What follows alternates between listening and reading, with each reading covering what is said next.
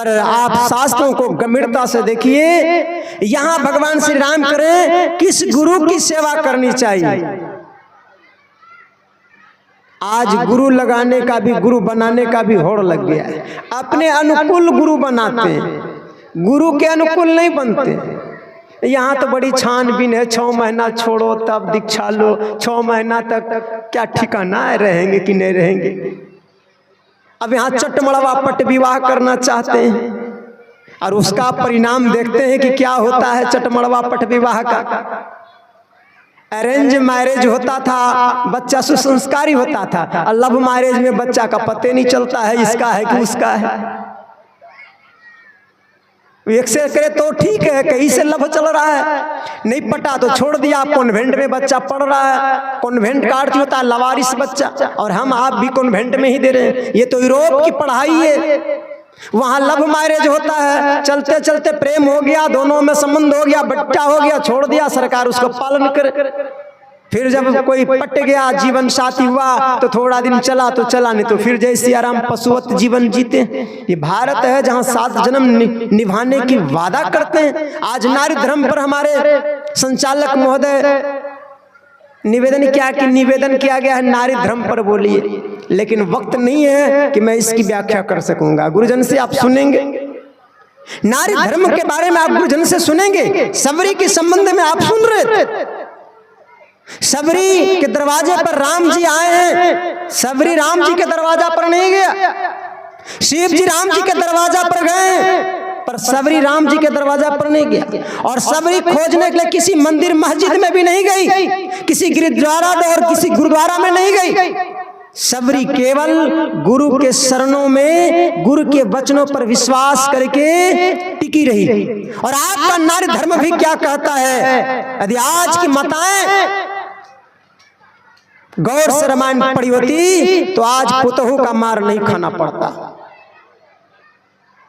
आज रामायण नहीं पढ़ने के कारण से पुतहू से मार खा रही है, क्योंकि अपनी बेटी की शिक्षा नहीं दे रही है सही से, और यही बेटी जाके पुतहू बन रही है। जब आप अपनी बेटी को शिक्षा नहीं दे रहे हैं तो आप क्या शिक्षित बेटी कहां से आएगी। वही बेटी फिर सास बनेगी, वही पुतहू फिर सास बनेगी। आपका रामायण दर्शाता है जब मां सीता का विवाह हो रहा था, जब सीता जी की विदाई हो रही थी, तो मां सीता ने, मां सुनैना ने क्या उपदेश दिया, जरा ध्यान से देखिए। सास ससुर गुरु सेवा करहूं। आज की माताएं अपनी बेटी को दीक्षा नहीं दिलाती है। मैं गौर से कहता हूं, इतने बड़े सत्संगियों की भीड़ में आज की माताएं अपनी बेटी को दीक्षा नहीं दिलाती है। पता नहीं बाबा कन हो घर मिलते, मस्कोका मिलते कि शराबी मिलते, पहले से दिमाग में कि मस्कोका घर में भी दे देंगे बेटी को, पियक्कड़ से भी बेटी को ब्याह कर देंगे, तो पहले से दिमाग में तो मिलेगा क्या। अरे मस्कोका घर को भी जाकर के हमारी बेटी ठीक कर दे। दूर दूर छिया रे छिया, बरजो न माने मच्छर खोकी के धिया, दूर दूर छिया रे छिया। वो मच्छर खोकी की धिया तो नहीं है, अरे ये सत्संगी की धिया है। जिस घर में जाएगी उस घर को उजाला करेगी। तुम मच्छर खोकी के घर में क्यों बेचना चाह रहा है। तुम खुद माछ नहीं खाती, मछली नहीं खाती है, तो बेटी पर इतना भरोसा रखो कि हमारी बेटी जिस घर को जाएगी वो दीप जलाएगी। आज भी बहुत ऐसे सत्संगी बहनें हैं जो अपने माता पिता से कहते हैं कि मुझे गरीब घर में दे देना, पर चाकट के घर मत देना। घबराइए मत, इंद्र भगवान भी डर रहे हैं। चिंता मत कीजिए, पंडाल वाले बहुत मजबूत बनाए हैं, कड़कड़ाने दीजिए। सज्जनों, माता सुनैना अपनी बेटी को शिक्षा दे रही है, सास ससुर गुरु सेवा करहूं। सास ससुर के भी सेवा करना और गुरु का भी सेवा करना। यदि सावित्री गुरु धारण नहीं की होती तो क्या अपने पति को बचा पाती, कि बर पूजने से बचा लेगी। बर पूजी थी क्या, बर नहीं पूजी थी, बर गाछ के पास बैठी थी तो पति को भी बचा ली। पर एक बात रामायण का खटकता है, ये रामायण बड़ा जंजाल है, नहीं समझने के बाद कपार फोड़ देता है।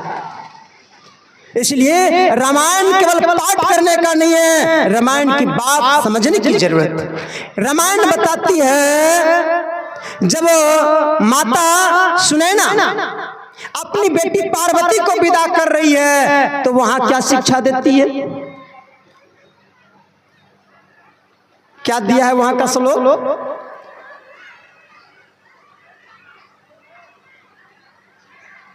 स्मरण में जरा सा भूल रहे हैं।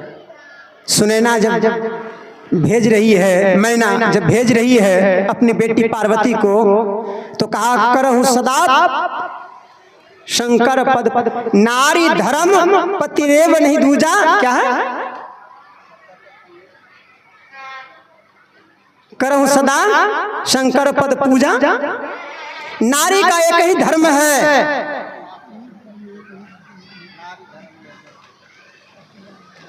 थोड़ा सा स्मरण होगा तो बता देंगे सब लोग को जी। हाँ, अर्थ मत बता देता हूं। उसका भाव है कि हे पार्वती, तुम्हारे लिए सब कुछ पति है, नारी धर्म पति देव न दूजा। तुम्हारे लिए पति की ही पूजा करहु सदा शंकर पद पूजा, नारी धर्म पति देव न दूजा। तुम श्री शंकर की ही पूजा करना, तुम्हारे लिए पति ही सब कुछ है। अच्छा, मैना अपनी बेटी को करहु सदा शंकर पद पूजा, नारी धर्म पति देव न दूजा।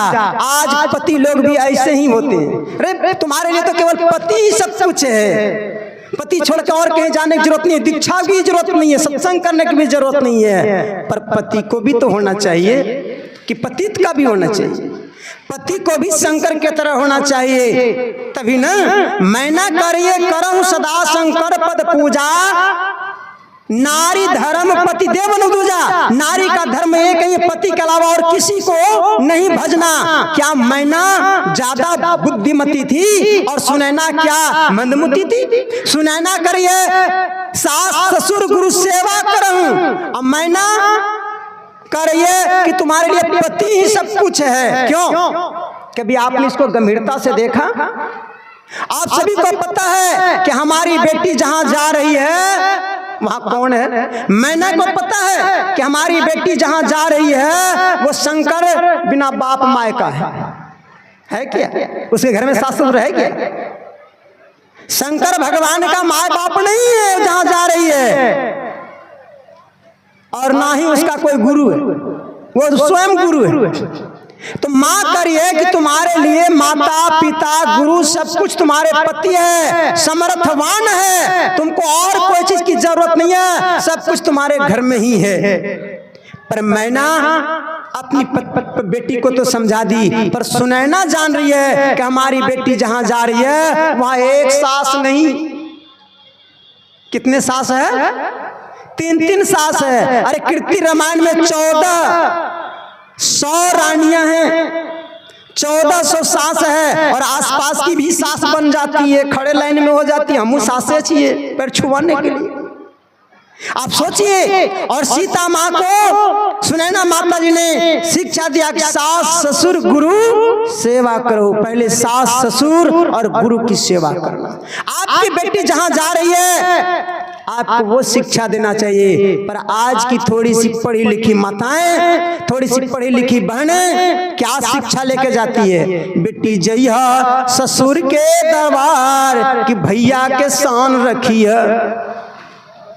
नहीं, लेकिन पहले क्या था?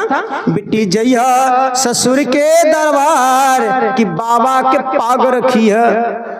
माता पिता का लाज रखना। सवेरे उठी बेटी अंगना बोहारिया, सास ससुर के चरण छुई था ना। बड़ों का प्रणाम करने, प्रातः काल उठी के रघुनाथा मातु पिता गुरु ना वही माता, सास ससुर को प्रणाम करना, चरण छू के प्रणाम करना। और आप देख लिए सीता जी का चरित्र। सीता जी जब ससुराल गई है तो सभी माताओं को चरण छू के प्रणाम किए, तीनों बहनों चरण छुई है। और आजकल तो आती है ना, अब उनकी कमर झुकती नहीं है, दूर से ही दांत निकाल करके माँ जी कैसी हैं, हाय हाथ हिला करके। क्या होगा परिणाम, क्या होगा आपका? अभी से आप बेटा को हाथ हिला रहे हैं, बेटा भी हाथ हिला रहा है, तो बुढ़ापे पर आस काहे देख रहे हैं? वो तो अभी से बाय बाय कर रहा है। वो पहले कह रहा है कि हमारा आशा मत करना, भरोसा मत करना, हम तो कहीं चले जाएंगे, तुम अपना व्यवस्था खुद करो। नारी का क्या धर्म होता है